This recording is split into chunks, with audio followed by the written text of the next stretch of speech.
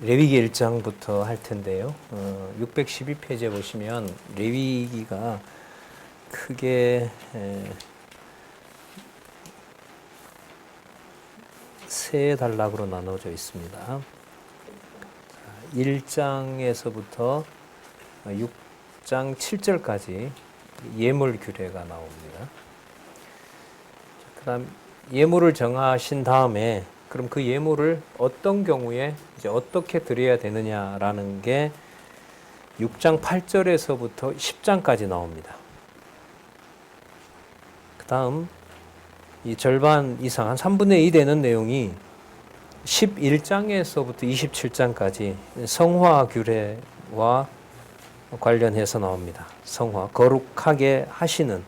그러니까 무슨 말씀 드리려고 하냐면 1장에서부터 레위기 1장에서부터 10장까지 내용은 제사를 통해서 거룩한 하나님의 백성을 만드는 요건을 마련하시는 거예요. 이게 조금 전에 만들어 놨던 어디를 떠나선 불가능하죠. 성막하고는 떠나서는 불가능해요. 그렇다고 여러분 누구나 다 성막으로 갈 수가 있어요? 없어요. 없는 거죠. 그러니까 나도 내 집은 그냥 60만 3,550명이 다 그냥 필요할 때마다 막 성막으로 가면 안 된단 말이죠. 자, 그 모든 것을 여호와 하나님께서 정해줍니다. 제물의 종류와 제사를 드리는 방법을 10장까지 한 다음에 그러므로예요. 그러므로 12장에서부터 27장까지 뭐 하게 하는 규례를 선포해요? 거룩하게 하는. 그게 뭐냐면 성화인 거예요. 성화. 거룩하게 하시는 하나님의 약속을 이루시는 겁니다. 이게 자손 언약을 이루시는 목적과 관계됩니다. 성경신학의 목적인 누구를 계시하는 사건이에요? 여호와를 계시하는 것하고 관계되죠. 그의 존재와 속성을 계시하는 사건이 바로 레위기서 27장까지 연결이 됩니다.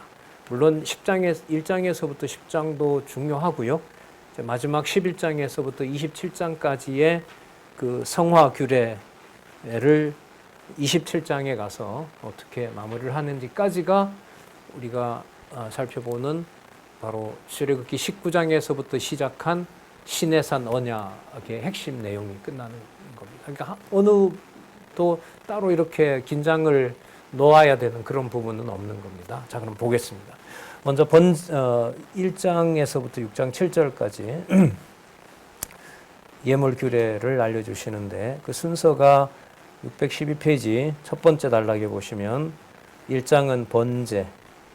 이 번제는요, 다 태운다고 보시면 돼요. 그러니까 화재를 통해서, 그러니까 불을 사용해서 다 태우는 건 바로 이게 번제의 중요한 특징입니다. 그러면 다 태우니까 전부 어디로 갈까요? 위로. 그러니까 이 땅에 남는 게 없어요. 이게 이제 히브리서에 보면 참 이게 참 인간적으로 보면 힘겨운 말씀으로 성취가 되는데 이 번제의 경우에는 하나도 남는 게 없어요. 남는 게 없다는 말은 다 뭐 하는 거죠? 태우는 거죠. 그러니까 처음에 잡을 때 피를 어디로 가져가고 성소로 가져가고 남아있는 것은 입으로 들어가는 게 있어요? 없어요? 없어요. 그리고 그 죄는 이 안에서 버리면 안 돼요. 어디에 가서? 영문 밖에 가서, 진영 밖에서 버려야 돼요. 그래서 번제의 성격은 성도들이 이 땅에서 뭔가 누릴 수 있는 여지가 있다는 거예요? 없다는 거예요? 없게 하는 거예요. 그래서 히브리서 12장에 나오는 아들이 하나님이 준비한 멜기세덱의 반차를 따르는 아들로서 하나님께 제사를 드렸을 때 이 지상에서 뭔가 자기 손에 입으로 들어오는 게 있다 없다? 없다는 거예요. 완벽하게 100% 손해봐야 되는 거예요. 취할 수 있는 게 아무것도 없어요. 그게 12장에 나타났던 바로 아들이기 때문에 뭘 받아야 되는? 징계를 받아야 되는. 그건 어디에 있는 성소에 들어간 누구의 사역? 하늘에 있는 지성소에 들어간 그리스도의 사역인 거예요. 그러니까 세상에서는 억울함이 상대적이니까 서로 뭐 소리 지르고 뭐 하고 풀어갈 수 있어요. 교회 내로 들어오면 아버지가 주는 징계에 대해서 논리적으로 억울함이라고 하는 것은 따로 있을까요? 없을까요? 없어요. 뭐 해도 소용없어요. 다 태워서 저 정강이는 남겨둬야 저거 내가 먹어서 살고 레위직을 잘 감당하는데 그게 말이 안 되는 거예요. 이게 번제예요. 자, 이게 번제가 제일 먼저 나오고요. 그 다음 곡식으로 드리는 소제가 나오고요. 그 다음에 세 번째가 뭐가 나오죠? 이거 중요하죠. 이 화목제, 화목제 아주 중요한 제목. 그 다음에 4장에 보면 뭐가 나오죠? 속죄제가 나와요. 속죄제. 그 다음에 5장에서부터 6장 7절까지 속건제가 나옵니다. 속죄제도 이거 매일 이제 죄 있을 때마다 드려야 되는 거고요. 그런데 속건제는 반드시 뭐가 따르냐면 제사만 갖고 안 돼요. 배상을 해야 돼요. 이게 뭐냐면 성도들을 위해서 내가 희생을 치르는 일이 생겼을 뿐만 아니라 성도가 그리스도 안에서 뭔가 필요로 하는 것에 대해서 내가 반드시 뭐 해줘야 돼요? 물질적으로 봉사하는 것과 관계가 돼요. 이게 무슨 원리냐면 연보예요. 연보예요. 그래서 지금 이 순서가 주시고 19장에서부터 하나님이 모세 올라오라 그래서 주셨지만 뭐하고 파괴하신 다음에 당신이 같이 가시겠다는 거 확인해 주면서 다시 주시면서 성막부터 짓고 성막 다 짓고 난 다음에 제사장 만들고 그 다음에 마지막 이제 뭐가 남아요? 제물. 여기에 오면 하나님이 주신 신에서 언약이 이제 크라이막스에 도달하는 거예요. 그리고 신약에서 우리가 히브리서에 살펴봤을 때 하늘에 속한 지성소에 들어가는 것은 이 땅에 속한 아들에게는 뭐밖에 없다? 징계 그 자체로밖에 남지 않는다. 그게 여러분 이게 번제에서부터 이제 마무리가 되고 그리고 자기 몸을 불사름에 내어주면 당연히 하늘나라 가는 보장이 있어요? 없어요? 없어요. 그러면 화목제는 하나님이 제사장이 무조건 지성소에 들어오면 다 받아줘요? 안 받아줘요? 안 받아줘요. 누구 기준에 합당해야 돼요? 여호와 기준에 합당해야 돼요. 그래서 자기 몸을 불사름에 내어주고 천사 같은 방언을 강론으로 하고 한다 해도 울리는 꽹과리가 되고 아무것도 아닌 게 돼요. 그래서 도덕적인 어떤 기준으로 접근할 수 있는 여지가 전혀 없는 것이 우리 신약교회의 아들로서 살아가는 당연히 받아야 될 징계인 거죠. 그게 지금 이 레위기서에는 각종 여러 가지 제사로 남겨주는 것뿐만 아니라 그냥 남겨주는 것도 내 것으로 취할 수 있는 게 아니에요. 자기가 마음대로 그냥 재물이 좋다고 먹으면 어떻게 돼요? 죽어요. 그리고 태우라고 했는데 남겨놓으면 또 죽어요. 일체 모든 거 아무리 아쉬워도 다 태워야 돼요. 관유도 막 함부로 좋다고 자기가 만들어 쓰고 이러면 안 돼요. 그러면 이게 이렇게 철저하다면 이렇게 재물을 피를 들이고 살을 태우고 어떤 것은 남기고 어떤 것은 흔들고 어떤 것은 들었다 너는 모든 재물들이 누가 누구를 관리하는 방법일까요? 여호와 하나님께서 자기 백성들의 거룩함을 보장해가는 방법입니다. 근데 그게 제사로 들어와 버리면 뭐하고 관계돼요? 온몸을 다 버리는 것하고 관계가 된다는 거죠. 그래서 이게 좀 신기해요. 제물 규례, 예물 규례가 철저하게 지켜지느냐에 따라서 모세에게 약속했던 내가 너희와 함께 한다. 가나안에 너 혼자 가지 않고 내가 너랑 같이 가겠다는 것이 이루어지는 거예요. 왜냐하면 화목제가 안 드려지면 누구와 누구의 관계는 끊어져요? 관계가 끊어진다기보다 누구의 진노만 남아요? 여호와의 진노만 남죠. 그 진노가 나중에 유다 백성들의 뭐까지 다 없애버려요? 성전까지 불태우고 기명들까지 바벨론으로 끝을 내버리는 거예요. 그래서 여러분 이 내용들이 얼마나 엄격한 성화 규례인지 11장에서부터 시작하는 성화 규례가 26장에 가면 감당할 수 없는 내용이 나옵니다. 26장에 가면 여러분 잘 아시겠지만 내가 얼마나 이 백성을 싫어하는지 너네들이 드렸던 이방신에게 너희 자녀를 태웠던 그 자녀가 너네들 입으로 들어가게 해버리겠다. 이게 무슨 규례라고요? 성화 규례. 제가 이게 진짜 힘들었어요. 이게 왜 성화야? 자기 자녀의 고기가 살점이 입으로 들어오는데 이게 제목을 어떻게 성화로 잡지? 진짜 막 힘든 정도가 아니라 그래서 여러분 이 마지막에 여호와께서 당신의 이름을 두시겠다고 하셨고 함께 가겠다고 하셨고 늘 회막에 밤낮 머물러 계신 그 여호와의 함께 임하시는 모습이 무엇이 정당하게 드려졌느냐?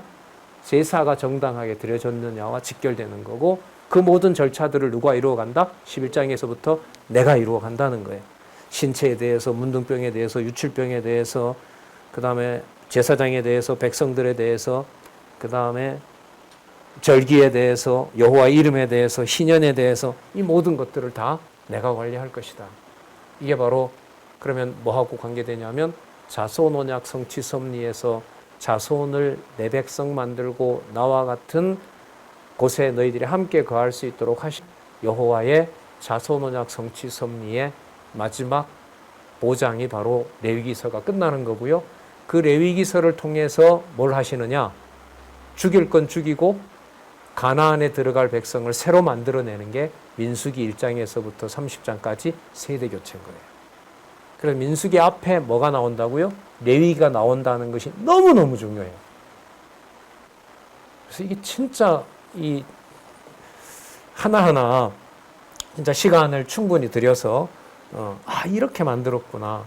이렇게 자기 백성을 관리하시는 거구나. 그걸 확인할 수 있는 본문이기도 해요. 자, 서론이 좀 길었죠? 이제부터 볼게요. 1장에 번제 예물 규례입니다. 1장 1절에서부터 2절 여호와께서 소나 양으로 예물을 드리라고 명합니다. 이게 본문에도 설명을 하고 있는데요.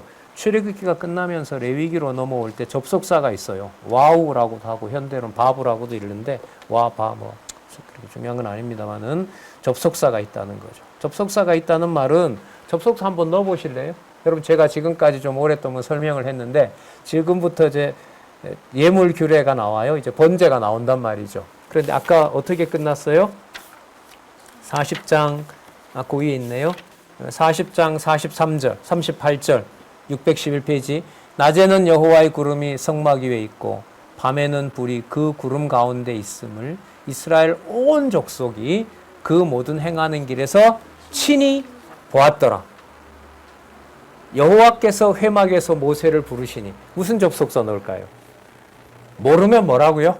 모르면 그러므로예요. 그냥 그러므로 넣어놓고 생각하시면 돼요. 자, 이스라엘 온 족속이 그 모든 행하는 길에서 뭐 했더라? 친히 보았더라. 친히 이제 만나는 곳이 어디예요? 이제 성막이에요. 제물과 연관이 되는 거예요. 예. 자, 그래서 여호와께서 회막에서 모세를 부르시고 뭐 하려고? 친히 함께 하시려고. 여호와께서 회막에서 모세를 부르시고 그에게 일러 가라사대 이스라엘 자손에게 고하여 이르라. 너희 중에 누구든지 여호와께 예물을 드리려거든 생축 중에서 소나 양으로 예물을 드릴지니라. 거기 회막이라는 원어가 나오죠. 오헬 모헤드. 그대로 하면 오헬이라는 것은 여러분 막이고요.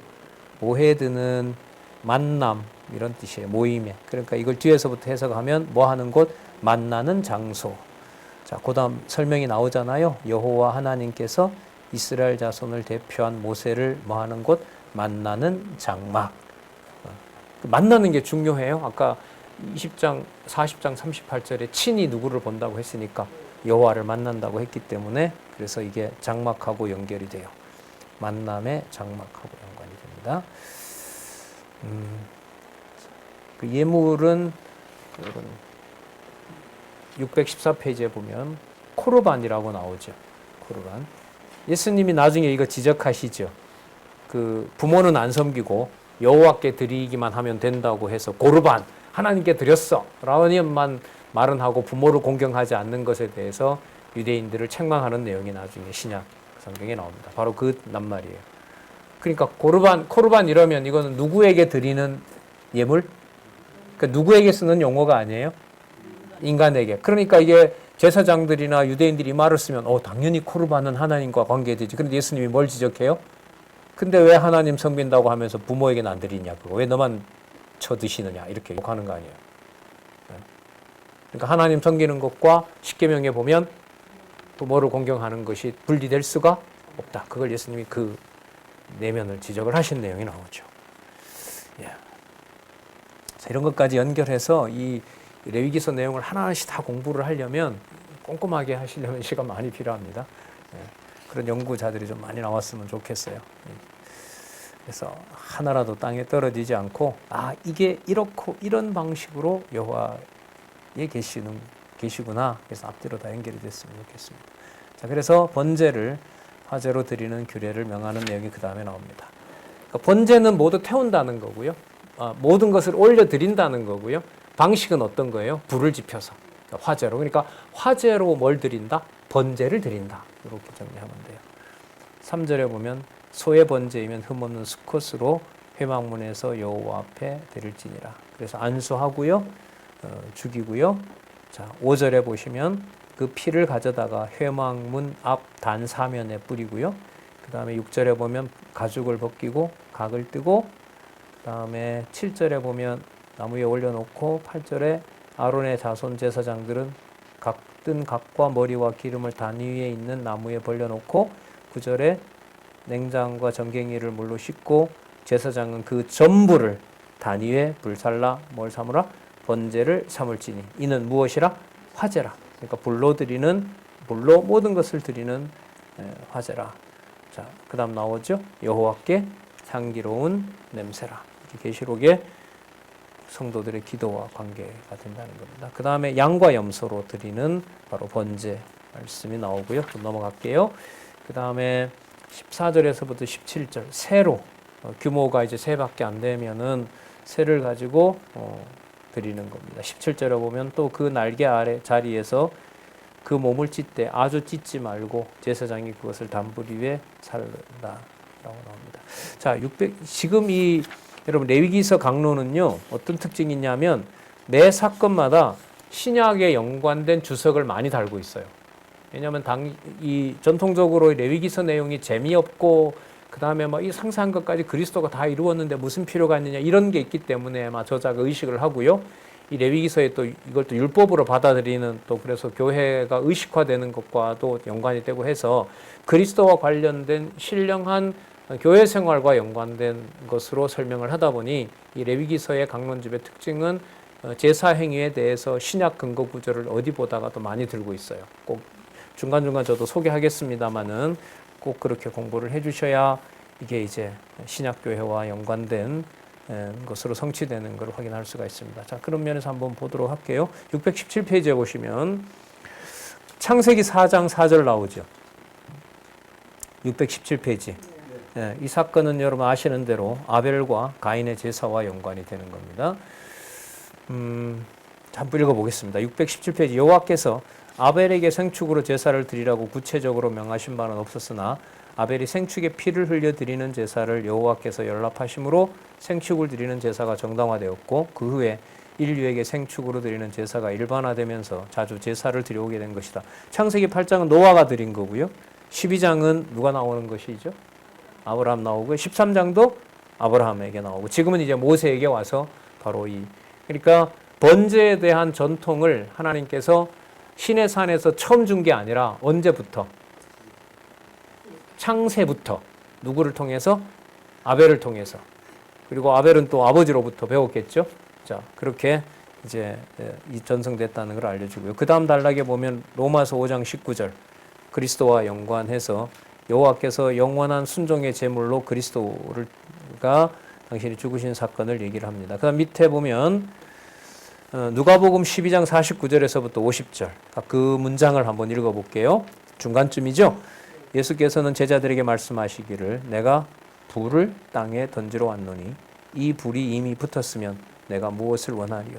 나는 받을 세례가 있으니 그 이르기까지 나의 답답함이 어떻게 하겠느냐. 그러면 불이 당신을 태우는 번제가 어디에 일어나요? 이 땅에 일어나게 되고 그 다음에 가짜를 또 태우는 나중에 예루살렘 멸망까지 그러니까 그리스도의 몸이 드려지는 내용들이 이 땅에 신령한 것을 임하도록 하기 위해서 그림자를 전부 뭐하는 태우는 바로 그 제사들이 성취되는 거죠.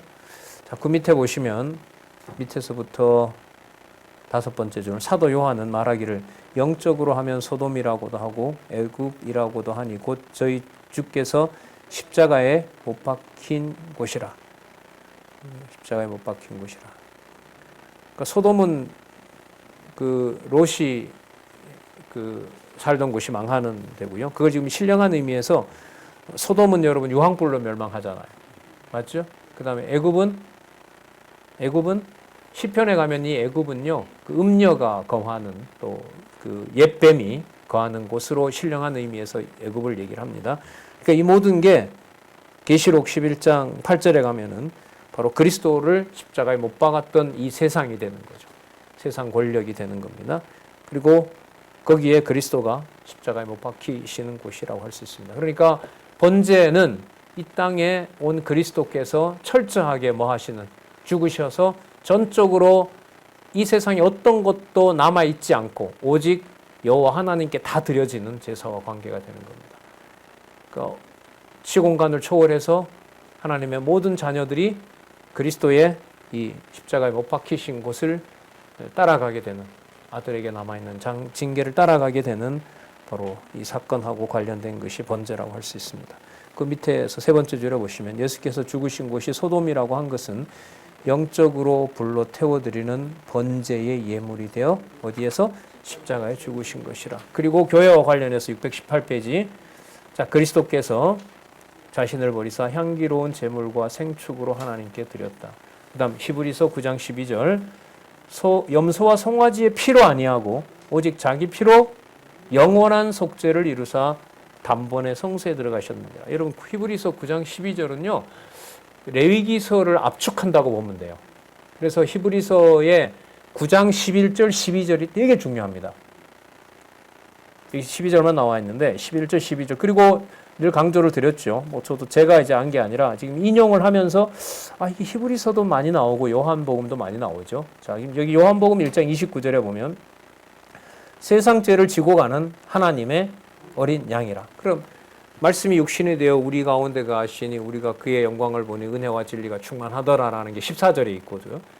18절에 보면 독생하신 하나님이라고 그러고요. 29절에 오면 뭐라고 불러요? 하나님의 어린 양이라고 하는 거죠.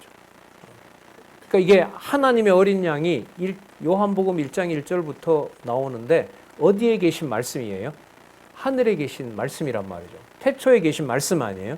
그럼 이 땅에 와서 번제물로 드려진 이 사건을 하나님의 어린 양이라고 요한복음에서 설명함으로써 히브리서에 나타난 대로 이 땅에 그가 죽으신 에돔과 소돔, 하나님의 심판, 불심판을 받은 바로 그 몸에 임한 그 무서운 제사가 어디에 있는 바로 성소에 들어간 일이 된다? 하늘에 있는 성소에 들어간 사건이 되는 거죠. 그러니까 이 말은 유대인들도 알 수 없고 우리도 신령한 하나님의 말씀으로 깨닫게 하지 않으면 성도들의 고난과 수고와 봉사, 이른바 연보, 그거를 바르게 알아갈 수가 없는 거죠.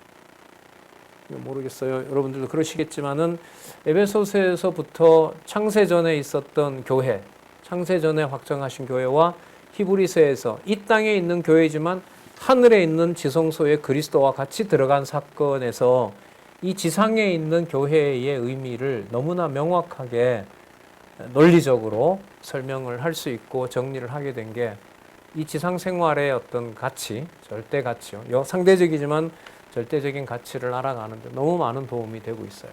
또 우리 같이 요즘 세미나도 본반에서 토의도 하고 또 히브리서 강론도 할 수 있게 됐고 또 마침 이렇게 레위기서, 전 실제로 하나하나 놓치고 싶지는 않아요. 그러다 보니 강론이 진도가 안 나가기 때문에 혼자 공부할 때는 다 찾아보죠. 이 개념들이 다시 어디에 나왔는지 다 나옵니다. 이게 한 문장으로 압축이 돼서 나오기도 하고 구체적으로 나오고, 또 지난 학기에 마쳤던 요한계시록에 가면 마지막 흉패 12개 보석이 또 나오잖아요. 그건 뭐 물릴 수가 없어요. 그렇게 돌아와서 그리스도가 오실 때까지 교회가 승리하는 것과 직결되지만 하늘에 있는 지성소를 빼면 어느 누구도 거룩한 성도가 가능하다, 불가능하다? 불가능해요. 아들이 받는 징계를 빼고 성화는 엄격합니다. 말할 수가 없어요. 이 교회입니다. 자, 그 다음에 또 나오죠. 여기 히브리서 9장 11절 12절을 소개하고 있네요. 그 좀 밑에 내려오시면은 그 히브리서 9장 11절 12절이 들어있는 문장 읽어볼게요. 문장이 좀 길잖아요. 4줄.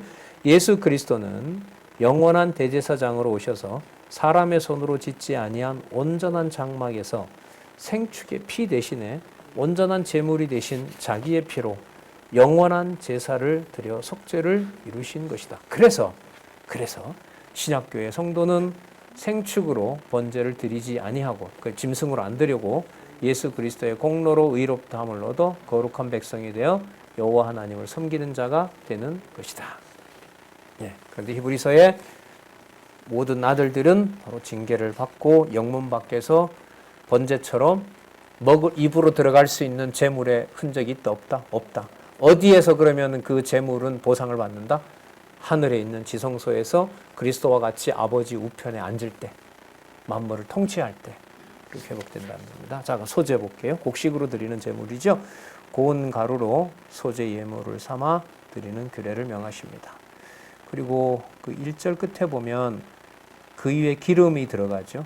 또 그 위에 뭘 가져옵니까? 유향을 그러니까 곡물과 기름과 향을 섞는 거예요. 그리고 2절 끝에 보시면은 이걸 기념물이라고 하죠.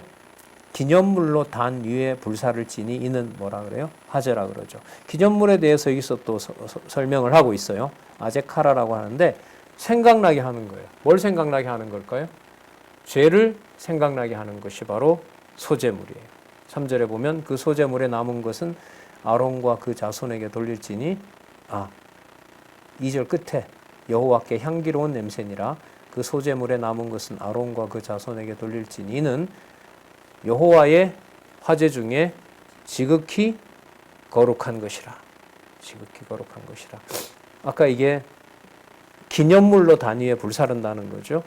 기념물은 아까 기억나게 한다는 거예요. 자, 주석에 보면 하나님 앞에 범한 죄를 생각나게 하는 제물이라고 할 수가 있겠죠.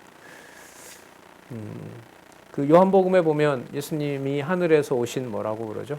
참떡이라 그러죠.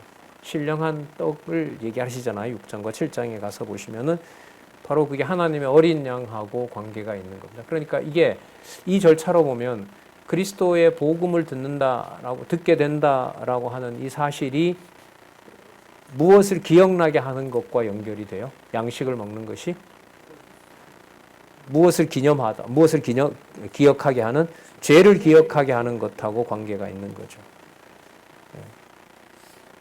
이스라엘 백성들이 광야에서 내려온 그 만나를 먹는 바로 그 사건과 죄 문제와도 무관한 게 아니죠. 자, 2장 4절에서부터 6절 굽거나 번철에 붙인 소제 예물에 대한 규례를 명하는데요. 이게 구운 것도 있고요. 4절에 보시면 구웠다 그러죠. 그렇죠? 그 다음에 4절 끝에 보면 기름을 바른 무교병도 있어요. 5절에 보면 이거는 번철에 붙인 거예요. 기름으로 우리만 튀긴 거겠죠.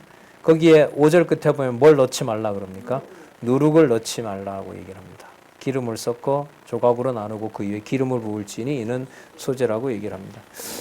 그 예수님께서 마태복음에 가시면 그 누룩을 경계하죠. 그때 누룩은 뭘 말하죠? 잘못된 거짓을 진리라고 불러야 될지 모르겠어요. 잘못된 맞죠. 거짓된 내용, 진리가 아닌 거짓과 관련해서 그러니까 예수 그리스도의 말씀을 듣지 않고 율법을 따라서 지키면 된다고 하는 바로 그걸 예수님께서 경계하면서 말씀을 하시죠. 고린도전서에 가면 사도도 누룩을 경계합니다. 그러니까 이게 이 용어들이 전부 어디에 있는 용어를 그리스도를 통하여 다 바꿔버려요? 구약에 있는 용어죠. 이것만 바꾸겠어요? 나머지 다른 것들도 다 말하려면 하늘에 이 땅에 둘 도서관이 부족하다고 했으니까 딱 연결을 해서 공부해가면 너무너무 재밌는 내용들이 나타나죠. 왜냐하면 다시 말씀드리지만 자손 언약 성취 섭리에서 가나안으로 갈 자기 백성들을 새롭게 만들어내실 때 바로 직전에 하나님은 출애굽기 19장에서부터 레위기까지 무엇을 주셨다? 신에서 언약의 법, 마지막에 백성을 뭐하게 하는? 거룩하게 하는 법을 주셨다. 이것 없이 자손 언약 성취 섭리를 이해하면 안 됩니다. 자손 언약 성취 섭리는 이 시간부로 좀 공부에 깊이를 더하기 위해서 자손 언약 성취 섭리는 뭘로 끝난다? 레위기로 끝난다. 레위기는 무슨 내용이다? 제사와 성화 내용이다. 그럼 이 땅에 거룩한 백성이 번성한다는 것은 무슨 내용하고 관련된다? 제사와 관련된다. 그 제사는 바로 성도가 성도에 대한 연보행위다. 연보가 우리 지난번에 그 연보에 대해서 우리 원로 목사님 저자께서 써보셨잖아요. 한문으로 버릴 연자, 보충할 보자. 그러니까 내가 버림으로써 다른 사람에게 뭐가 되는 보충이 되는 바로 그와 관련됩니다. 그리고 자손언약 성취 섭리는 레위기서에 피 흘리는 제사와 관계된다. 신령한 의미에서는 더 중요하죠. 그 연결을 오늘 꼭 좀 생각 같이 해보셨으면 좋겠습니다. 그 다음에 2장 7절에서부터 10절 삶은 소재 예물을 화제로 드리는 겁니다. 그러니까 소재를 불로 태우는 것하고 관계됩니다. 9절에 보시면 8절에 중간에 여호와께로 가져다가 제사장에게 줄 것이요 제사장은 그것을 단으로 가져다가 그 소재물 중에서 기념할 것 기억나게 하는 것을 취하여 단 위에 불사르니 이는 화제라 불로 태워드리는 거예요. 여호와께 향기로운 냄새니라. 소재물에 남은 것은 그 아론과 그 자손에게 돌릴지니 이는 여호와의 화제 중에서 지극히 거룩한 것이라. 그러니까 지극히 거룩해도 다 드려야 되는 게 있고 뭐 하는 것도 남겨놓는 것도 있는 거예요.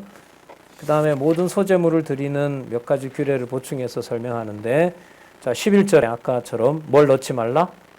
누룩 넣지 말라. 그 다음에 누룩이나 꿀을 여호와 앞에 드리지 말라. 불 태우지 말라 이건. 그 다음에 12절에 보면 어떤 것으로 하라? 처음 익은 것으로 그것을 여호와께 드릴지니 향기로운 냄새를 위하여 단에 올리지 말지며 모든 소재물에 뭘 치라?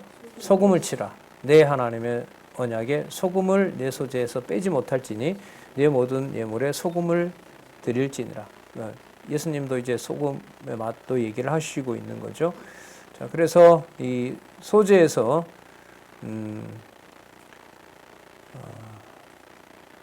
내 하나님의 언약의 소금을 소재에 빼지 말라고 하시는 것을 보면은 이 소재는 소금 언약, 그러니까 언약의 불변성을 좀 더 강조하는 것 같아요. 이게 아까 번제는 이런 말씀이 안 나왔잖아요, 그렇죠? 예, 소금과 관련해서 소금이 그 맛을 잃으면 그 맛을 어떻게 짜게 하리오라고 얘기를 예수님께서 나중에 마태복음에 하시는데 성격이 자손 언약 성취와 관련해서 본다면은 자기 백성들에 대해서 여호와께 다 드리는 것이 아니라 지금 소재에는 보면 뭐가 있어요? 지극히 거룩한 것을 남기는 게 있죠. 네, 자, 그런 또 차이점이 있습니다. 그래서 약간 그 백성과 함께 하시는 바로 그런 부분 거기 보면 언약의 불변성을 얘기를 하고 있죠. 주석 끝에 보면 마지막 소금은 부패와 변질을 막는 것으로서 하나님의 언약의 불변성을 나타낸다. 그 다음에 첫 이삭을 소재 예물로 드리는 규례를 말하는데 볶아서 찌으라고 얘기를 합니다. 그리고 기름과 유향과 함께 드리라고 얘기를 합니다. 14절에 보면 볶아서 찌은 것으로 하라고 얘기를 하고요. 15절에 보면 유향을 다 하라고 그러고 16절에 제사장은 찌은 곡식 얼마와 기름의 얼마와 모든 유향을 기념물로 불사를 지니 이는 여호와께 드리는 화제니라. 자, 이것도요 긴 설명을 하고 있는데 622페이지 한번 가보시면은요 그 아벨이 드린 제사와 가인이 드린 제사가 있는데 가인이 드린 제사에는 피 흘리는 제사와 함께 드리는 제사가 아니었기 때문에 불신앙적인 제사라고 할 수가 있다고 설명을 하고 있습니다. 그러니까 가인과 아벨이 이렇게 잘했기 때문에 아벨을 받아주고 가인을 받아주지 않았다가 아니라 여기 보시면은 여호와 앞에 의로운 제사를 드리는 것을 지금 보면 누가 준비를 하세요? 이제까지 보면 모세가 무엇인가 자기가 추가해서 만들어 놓은 어떤 제사 규례가 있어요? 없어요? 없어요. 그러니까 철저하게 누가 준비하는 거예요? 여호와께서 준비하시는 거예요. 그러니까 예수 그리스도를 준비하시는데 내가 뭔가를 좀 보탰다라는 말이 되면 레위기서의 제물이나 이런 것들도 내가 뭔가 할 수 있는 것이 있다고 보면 돼요. 하지만 그게 불가능하죠. 그리스도를 준비하는데 우리가 한 게 뭐가 있어요? 없잖아요. 그렇다면 모형인 제사 규례에 있어서도 모든 절차와 마지막에 받고 안 받고도 누가? 여호와께서 결정하신다고 보시면 될 것 같아요. 그 다음에 두 번째 단락에 보시면 로마서 11장 16절 제사하는 처음 익은 곡식가루가 거룩한 즉 떡덩이도 그러하고 뿌리가 거룩한 즉 가지도 그러하리라. 이게 뭐냐면 곡식가루를 어디에 비유하냐면 그 이방인의 비유를 해요. 그리고 곡식가루가 함께 뭉쳐지면서 누구도 함께 해요? 유대인도 함께 하는 걸 지금 히브리서 11장에서 얘기하고 있어요. 그러니까 유대인을 다 버렸느냐? 아니라는 거죠. 하나님께서 남겨두셨고 이방인의 시대가 끝나면 누구에게로? 유대인의 구원 시대도 온다는 거죠. 그럼 그걸 생각을 하면 유대인들이 예수님을 버리고 그리스도의 몸된 교회를 방해한다고 해서 이방인들이 자고해서 자만해서 유대인들을 정죄하지 말라는 게 로마서 11장이거든요. 그걸 지금 무엇과 관련해서 말한다고요? 소재와 관련해서 말하고 있는 거예요. 다 쓰이고 있습니다. 이렇게. 그 다음 밑에 내려오시면 요한복음 6장 32절, 고린도전서 15장 32절이 아니고 23절입니다. 23절이에요. 자, 그 요한복음 6장 32절 한번 볼게요. 그 관련 설명을. 누룩이 없는 각종 무교병은 부패성이 없는 순결한 생명의 떡이 되신 예수 그리스도의 모형이며 첫 이삭은 부활의 첫 열매가 되시는 예수 그리스도의 모형이다. 첫 이삭 같은 경우에는 부활의 첫 열매 그리스도와 직결되는 겁니다. 그 다음에 화목제. 자, 화목제로 드리는지 한번 볼게요. 세 번째 줄에 보시면은요, 화목제는 이런 특징을 가지고 있어요. 그 의미가 이렇게 담겨 있어요. 이스라엘 자손이 뭐 하거나, 감사하거나, 뭐 하거나, 서원하거나, 맹세하거나, 뭐 할 때? 자원할 때. 그래서 감사제라고도 하고요, 서원제라고도 하고요, 자원제라고도 하고요, 낙헌제라고도 하는 거예요. 낙헌이란 말은 기쁨에. 그러니까 이게 이 화목이 또한 여러분 뭐하고 관계되냐면 예루살렘이 있죠. 예루살렘. 유대인들이 인사를 뭐로 하죠? 샬롬 그러잖아요. 예루살렘이 무슨 뜻이냐면 샬롬이 머무는 곳이에요.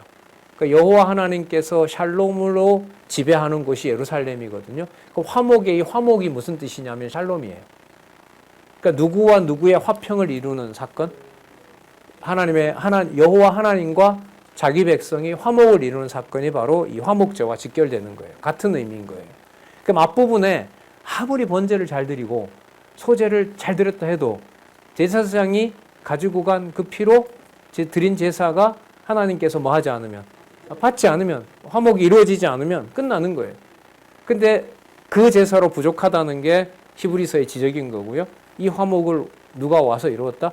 그리스도가 와서 이루신 것이다. 그게 화목제다. 그걸 히브리서에서 우리가 배웠죠. 확인했습니다. 자, 그래서 3장 1절에서부터 5절 여호와께서 서로 화목 제물을 드리는 규례를 얘기를 합니다. 수컷을 가져오라고 그러고요. 그리고 3절에 그는 또 화목제 희생 중에서 여호와께 화제를 드린다. 어떻게 드리느냐? 내장 덮인 기름은 다 태워요.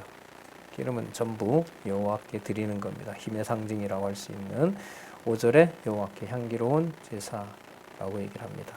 그 제사의 성격을 잘 설명해 주고 있어요. 밑에서부터 네 번째 줄에 보면 무슨 제?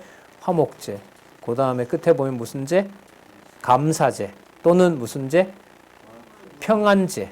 다 관계가 있는 거죠. 감사 찬양제. 헌신과 자원할 때. 그 다음에 약속을 이행하려고 할 때 서원제. 그러니까 자원할 때도 드리는 거고요. 그 다음에 약속을 이행할 때, 맹세할 때도 화목제를 드리는 겁니다. 그 다음에 양으로 드리는 화목제를 설명하고 염소로 드리는 걸 설명하고요. 625페이지 두 번째 단락에 화목제는 여호와 하나님과 이스라엘 자손 사이에 화목을 위한 생축으로 드리는 제사를 말한다. 이 제사는 여기 나오죠. 감사제 혹은 서원제 받아줘서 감사한 거고요. 자, 앞으로 이렇게 여호와를 섬기겠습니다라는 서원과 관련되고요. 그 다음에 스스로 자기가 자원해서 드리는 제와 관련됩니다. 밑에 신학적 설명이 나옵니다.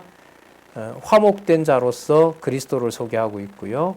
그 다음에 밑에서부터 여섯 번째 줄 흠과 티가 없는 화목제물로서 생축은 흠과 티가 없는 영원한 화목제물 되시는 예수 그리스도.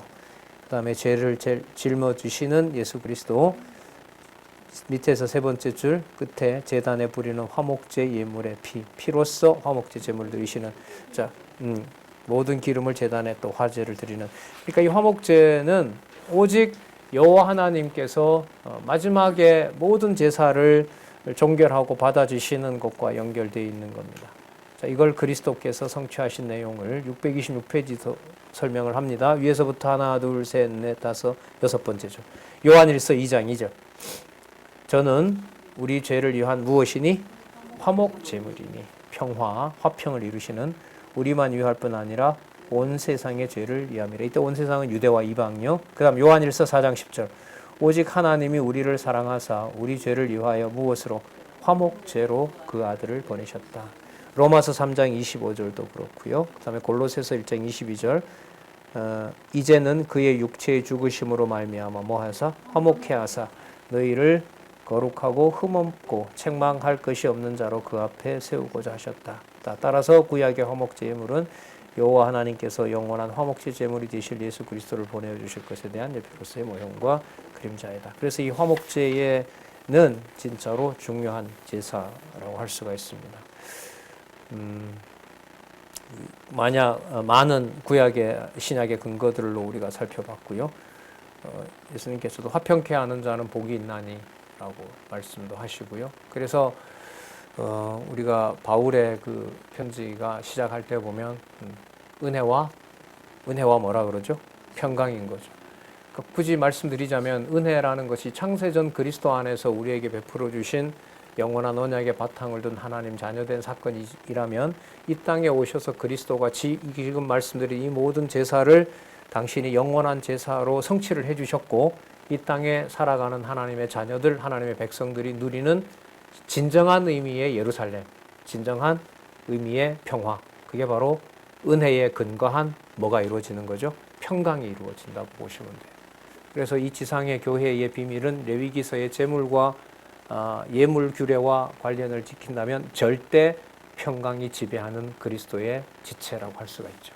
이 평강을 깬다는 것은 바로 그리스도가 지배하는 그의 몸된 교회를 훼손하는 거죠. 그걸 이제 히브리서에서는 유대주의라고 부르고요. 야고보서에서는 뭐라고 그러죠? 세속주의고 반드시 이거는 그리스도를 대적하는 뭐가 돼요? 적그리스도가 된다. 이게 우리 투쟁과 관련된 내용입니다. 자, 그다음에 속죄제 예물의 규례를 한번 보겠습니다.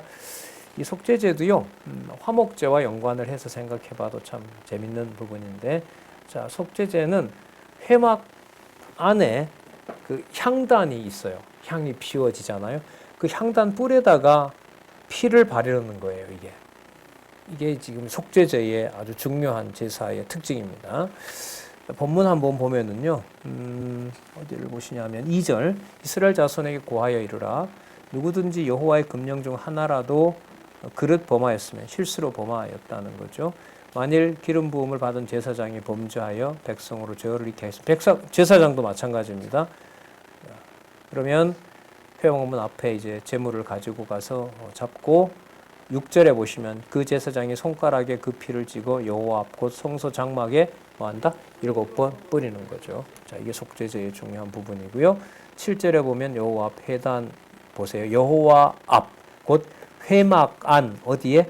향단 뿔에 바르고, 그 향이 여러분 탑에서 올라가는 건데 그게 죄가 있으면은 여호와께서 받아줄 수가 없는 거죠. 그러니까 그걸 속죄해야 그 향이 바르게 올라갈 수가 있는 거 아니겠어요? 그 송아지 피 전부를 회막문 앞 번제단 밑에다 쏟습니다. 그리고 나머지는 다 불에 태웁니다. 12절에 보시면 그 송아지의 전체를 짐 바깥 재버리는 곳인 정결한 곳에 가져다가 불로 나무 위에 사르되 곧 재버리는 곳에서 살을 찌니라. 따라서 이 속죄제도 여러분 뭐가 남는 게 있어요? 없어요? 없어요. 그러니까 무슨 성격하고 비슷해요? 번제하고 똑같아요. 번제하고 똑같아요. 하지만 이렇게 드린 속죄제가 하나님께서 안 받아주면 안 되는 거예요. 그러니까 이게 무슨 제하고도 자꾸 연관이 돼요? 앞부분에 있었던 화목제하고 연관이 돼요. 그러니까 은혜와 평강이라는 걸 하나님이 이루어 주셔야 돼요. 이게 모든 게 여러분 지금 전부 뭐하고 연관이 되죠? 회막 앞에 반드시 뭐가 죽어야 돼요? 양, 염소, 뭐 비둘기 이런 게 다 죽어야 돼요. 반드시 뭘 흘려야 돼요? 피를 흘려야 돼요. 이게 그리스도의 몸된 교회를 이루어 가시는 진짜 중요한 원리죠. 생축으로 드렸다라고 얘기를 하니까요. 그리스도의 몸이 죽은 사건을 생축이 죽고 목이 꺾이고 그 다음에 각이 떼어지는 그 사건과 연관을 시키기 때문에 그렇습니다. 그 다음에 4장 13절에서부터 21절에 보면은 회중이 범죄했을 때 장로들이 안수를 하고 그 또 짐 밖에서 드리는 규례를 알려줍니다. 이건 짐 밖에서 드려야 돼요. 16절에 보시면 15절에 회중 장로들이 숫송아지의 안수합니다. 이거는 장로님들이 17절에 기름 부음 받은 제사장에게로 이제 피를 가지고 가서 회막에 들어갑니다. 7번 뿌리고요. 여호와 앞 단 밑에다가 피를 뿌리고 제 사르는 데 가서 다 살라야 돼요. 이게 남는 게 없어요. 가져가서 피 찌는 거 빼고 남아있던 흘린 피 있죠? 그건 전부 다 자단 밑에, 번제단 밑에 다 쏟아야 돼요. 그리고 남아있는 것은 가지고 나가서 진 밖에서 다 살라야 돼요. 그야말로 남지가 않아요, 이건. 그 다음에 족장들이 했을 때도 마찬가지고요. 4장 22절에서부터 26절. 족장들이 범죄하고 깨달았을 때도 흠없는 수염서 가지고 드리라고 얘기를 하고요. 4장 27절에서부터 35절. 평민도 당신은 몰랐어요. 근데 이걸 깨닫게 됐습니다. 그러면 암염소를 데리고 가서 똑같은 방식으로 드리는 겁니다. 이게 바로 여러분 속죄제입니다. 632페이지에 가시면 세 번째 단락에 정리를 잘하고 있습니다. 흠없는 숫송아지나 수염소 그리고 암염소나 어린 양과 같은 속죄제물은 누구에 대한 모형이다? 흠과 티가 없으신 그리스도에 대한 모형이고요. 자, 신약 근거 구절들 나와 있고요. 그 다음에 머리에 안수하는 것은 택한 자들의 죄를 그리스도가 대신 짊어지는 중보자가 되시는 거고요. 그 다음에 향단과 번제단에 뿔을 바르는 것은 그리스도가 피를 흘리실 것에 대한 예표인 거고요. 그 다음에 콩팥, 기름을 다 태우는 것은 모든 영혼까지 하나님께 드리는 것. 그러니까 몸만 드리는 게 아니라, 그렇죠. 그럼 피를 가지고 들어갔다고 해서 다 속죄제가 완성이 돼요? 아니죠. 누가 받아주셔야 돼요? 여호와께서. 그러니까 그 영혼까지 깨끗하게 해주셔야 돼요. 그래서 여러분 여기 누가복음 23장 46절은 죽으셨지만 뭐까지 드렸다? 영혼까지 아버지께 드렸다라는 말씀이 여기에 나와요. 그럼 이게 여러분 번제, 소제, 그다음 화목제, 지금 무슨 제죠? 속죄제. 이게 전부 다 연관이 되어 있는 거예요. 그러니까 하나님이 자기 자녀 한 사람을 하나님이 같이 거하시기 위해서 지금까지 얘기했던 이 네 가지 제사가 따로 떨어져요. 다 같이 모이게 돼요. 모이게 되죠. 이 제사를 그리스도께서 십자가에서 이루신 사건인 거예요. 출애굽기 19장에서부터 레위기까지, 특히 레위기서에서 지금 말하는 제사를 그리스도가 다 이루신 거고요. 그리스도의 몸된 교회의 지체들이 하나님의 교회를 세워갈 때 이 피를 드리게 하시겠다는 거예요. 그게 히브리서의 약속인 거예요. 그게 몸으로부터 시작하는 가정교회의 희생과 봉사의 비밀인 거고요.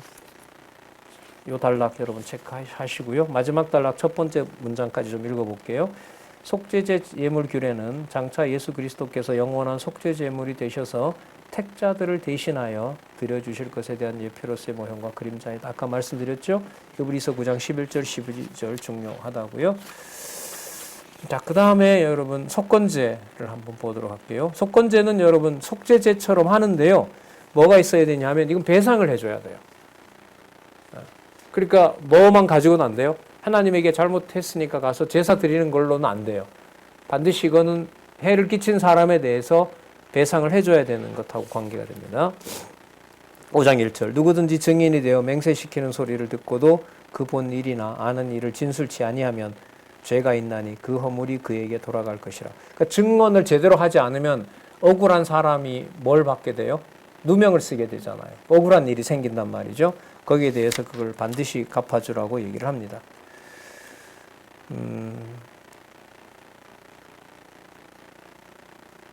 3절에 보면 2절에 보면 부정한 사체를 만졌거나 3절에 보면 부지 중에 사람의 부정에 다닥쳤거나 그 다음에 3절에 4절에 보면 맹세를 무심 중에 입으로 맹세했는데 그걸 안 지켰을 때나 그래서 그 죄가 생각이 나면 바로 속건제를 드리게 하시는 내용이 나타납니다. 그 다음에 5장 7절에서부터 10절에 보면 그 양이나 염소를 드릴 만한 힘이 없어요. 그러면 여기 보면 무엇으로 드리라 그러죠?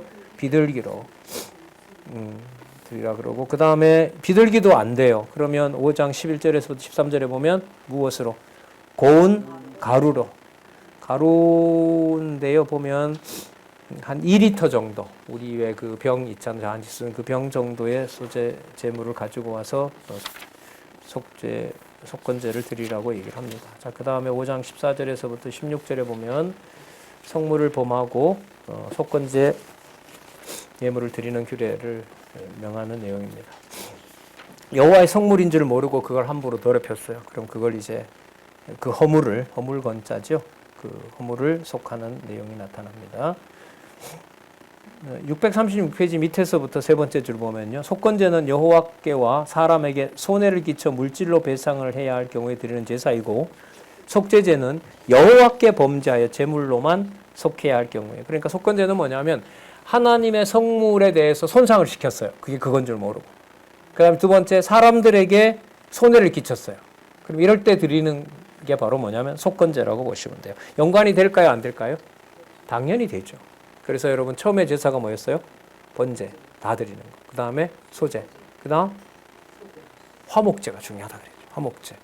그 다음에 또 속죄제, 그 다음에 배상과 관련 속건제. 이게 다 연관이 되고 그리스도의 제사를 통해서 다 이게 완성되는 거고, 성도들의 연보 생활을 통해서 이 모든 게 성령께서 내면에서 다 이루시는 일이 되는 거예요.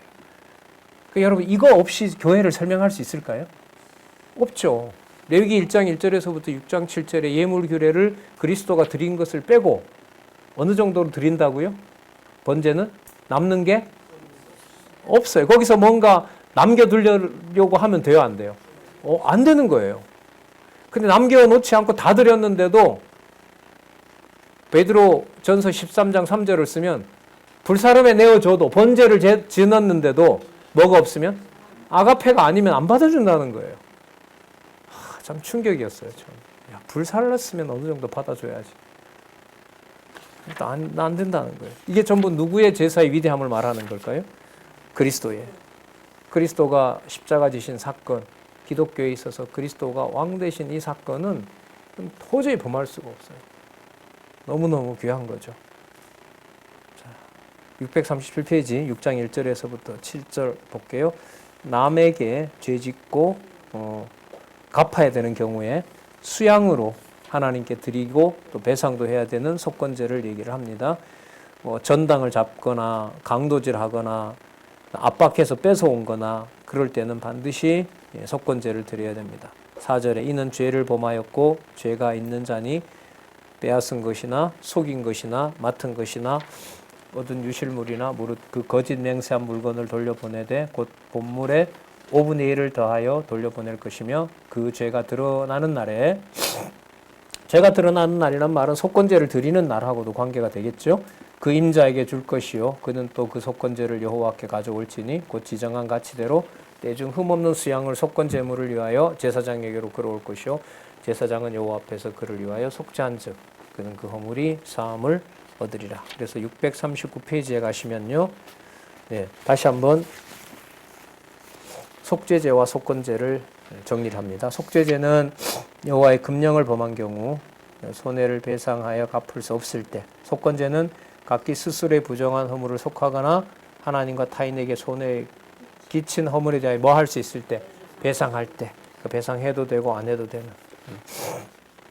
밑에 보시면은 번제, 소제, 화목제, 속건제가 전부 그리스도를 통하여 성취되었다는 얘기를 하고 있습니다. 밑에서부터 네 번째 줄 따라서 각종 예물 규례는 영원한 제물이 되실 예수 그리스도에 대한 예표로서의 모형과 그림자이다. 자, 그러면 이렇게 번제와 소제와 화목제와 속건제와 속죄제와 속죄제를 그럼 어떤 방식으로 제사를 드리느냐라는 게 6장 8절에서부터 10절까지 나타납니다. 당연히 여러분 제사는 누가 인도를 해야 되죠?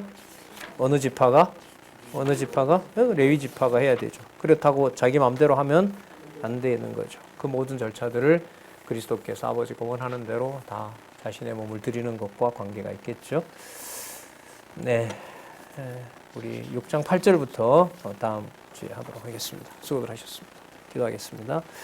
하나님 아버지 감사합니다. 주신 하나님의 말씀 너무나 복되고 하나하나 우리가 개념 하나하나 살펴볼 때마다 이 땅에 육의 몸을 입고 오신 그리스도와 그리고 이 땅에 많은 것을 보여주시고 또 죽으시고 무덤에 묻히시고 부활하시고 승천하신 그리스도께서 약속하신 우리의 이 교회를 통하여 성취된다는 사실을 이 시간에 다시 생각하도록 해주셨습니다.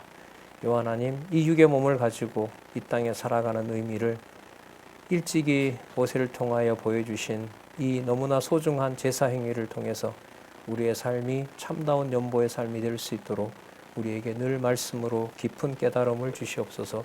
예수님의 이름으로 기도드렸습니다. 아멘.